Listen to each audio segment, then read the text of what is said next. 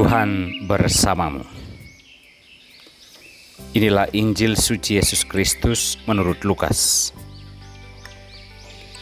Bab 13 ayat 31 sampai dengan ayat 35.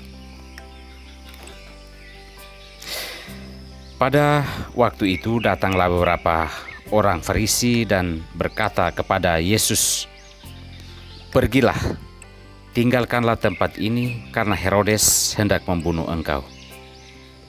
Jawab Yesus kepada mereka, "Pergilah dan katakanlah kepada si serigala itu, Aku mengusir setan dan menyembuhkan orang pada hari ini dan besok, dan pada hari yang ketiga aku akan selesai.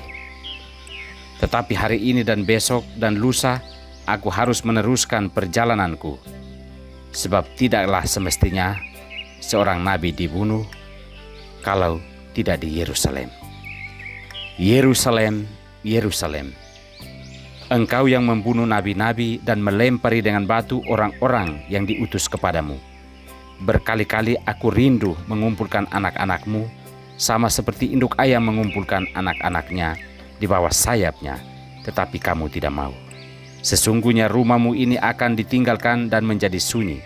Tetapi aku berkata kepadamu, kamu tidak akan melihat aku lagi hingga pada saat kamu berkata, diberkatilah dia yang datang dalam nama Tuhan." Demikianlah Injil Tuhan.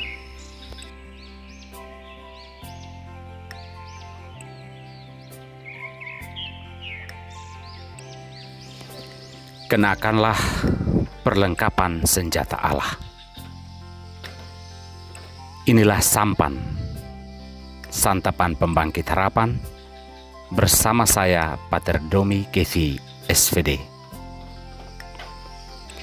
Saudara-saudariku terkasih, masih ada hal yang membingungkan hati kita, yakni mengapa orang berniat jahat dan melakukan niat jahat itu kepada sesama manusia.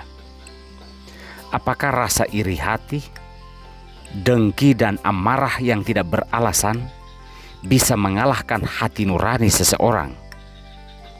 Dan apakah orang tidak sadar bahwa kegelapan dan kejahatan yang ia lakukan itu akan dibalas Allah setimpal dengan apa yang ia lakukan untuk sesamanya?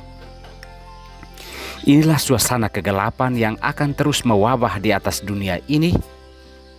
Dan sebagai orang beriman, berimanlah sungguh-sungguh kepada Allah dan jadikanlah Allah sebagai senjata kita untuk melawan berbagai kekuatan kegelapan di atas dunia. Saudara-saudariku terkasih, Yesus menggambarkan kejahatan serupa Herodes, yaitu orang yang tidak tenang hidupnya melihat kebaikan dan kebenaran serta kebahagiaan orang lain, sebagai serigala. Hal ini dikatakan Yesus karena ancaman pembunuhan yang dirancang oleh Herodes terhadap dirinya. Ancaman kejahatan itu tidak sedikit pun membuat Yesus takut dan meninggalkan begitu saja pekerjaan yang harus ia lakukan, yaitu mengusir setan dan menyembuhkan orang sakit. Tindakan Yesus mengingatkan kita bahwa janganlah takut kepada serigala-serigala yang jahat.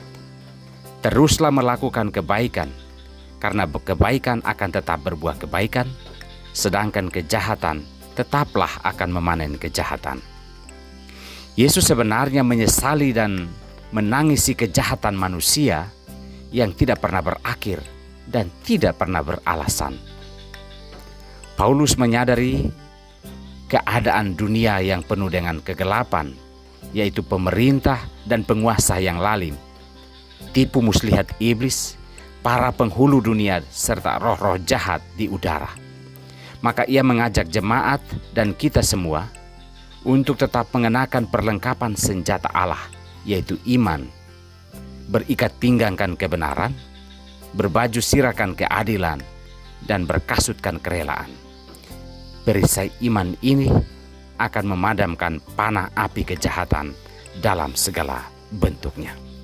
Saudara-saudariku terkasih, kejahatan akan terus mewarnai perjalanan hidup kita di dunia ini. Maka Kita diminta untuk mengenakan perlengkapan senjata Allah, yakni doa dan karya-karya baik dan benar,